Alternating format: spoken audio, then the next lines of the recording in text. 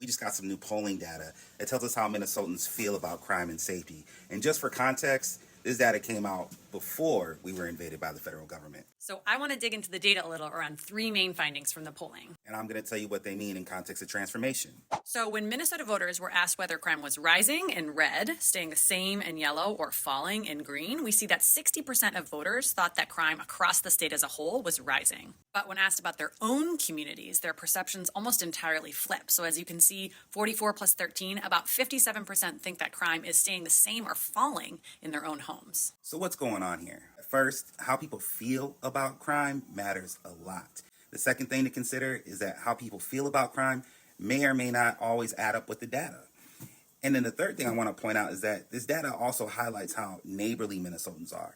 And so people feel safer in their own communities than when they think about the state as a whole. So let's take a look at some of the data about what people think might be causing crime. When asked to choose one factor that they believe is most responsible for crime in their community out of lots of options, three things rise to the top. First, lack of access to mental health or addiction treatment, poverty, and not prosecuting enough crimes. So when we break this down by political party, we actually see some alignment around lack of access to treatment as being the number one factor causing crime. About 12% of Republicans, 14% of independents, and 17% of Democrats raise this one as their top. But we see some splits emerge when talking about poverty and not prosecuting enough crimes. So about 20% of Democrats thought poverty was the main driver of crime, and only about 6% of Republicans, whereas about 24% of Republicans thought not prosecuting enough crimes was the main driver, and only about 7% of Democrats agreed with that.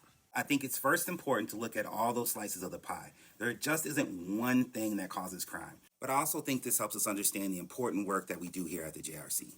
If people agree on the importance of access to mental health care and addiction treatment as a crime reduction strategy, we can come together to support efforts like the Minneapolis Behavioral Crisis Response Team or increase access to pretrial support services. All right, this is the last data point I want to talk about. The polling data shows us that 76% of Minnesotans want some kind of criminal justice reform, and about 39% want major changes, and 22% want a complete overhaul. That's 61% of Minnesotans who don't just want reform or to put up new curtains in a house with a foundation that is crumbling.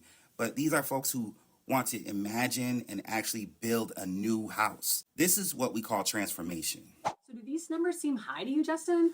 No.